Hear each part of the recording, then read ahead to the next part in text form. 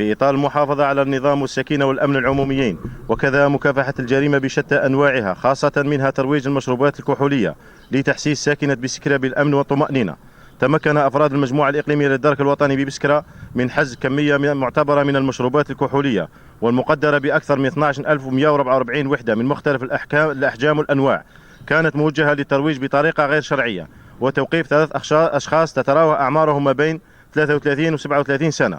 العملية الأولى تمت بناء على معلومات واردة إلى أفراد الفرقة الإقليمية للدرك الوطني بالوطاية، مفادها تمرير كمية من المشروبات الكحولية من مختلف الأنواع على متن شاحنة قادمة من إحدى الولايات الشرقية في طريقها إلى أحد المستودعات بإحدى الولايات الجنوبية، ليتم وضع خطة محكمة من طرف أفراد الفرقة على مستوى الطريق الوطني رقم 3 الرابط بين ولايتي باتنا وبسكرة، وبالضبط بقرية العمارة. بعد توقيف الشاحنة وتفتيشها تفتيشا دقيقا، تم العثور على كمية معتبرة من المشروبات الكحولية من مختلف الأنواع والأحجام تقدر بأكثر من 10,080 وحدة، كانت مخبأة بالصندوق الخلفي للشاحنة. على إثر ذلك تم توقيف شخص مشتبه فيه واقتياده إلى مقر الفرقة الإقليمية لمواصلة التحقيق. العملية الثانية تمت بعد الحصول على معلومات مؤكدة من طرف أفراد الفرقة الإقليمية للدرك الوطني بعين الناقة، مفادها تمرير كمية من المشروبات الكحولية باستعمال شاحنة، أين تم وضع خطة محكمة على مستوى الطريق الوطني رقم 83 الرابط بين ولايتي خنشلة وبسكرة،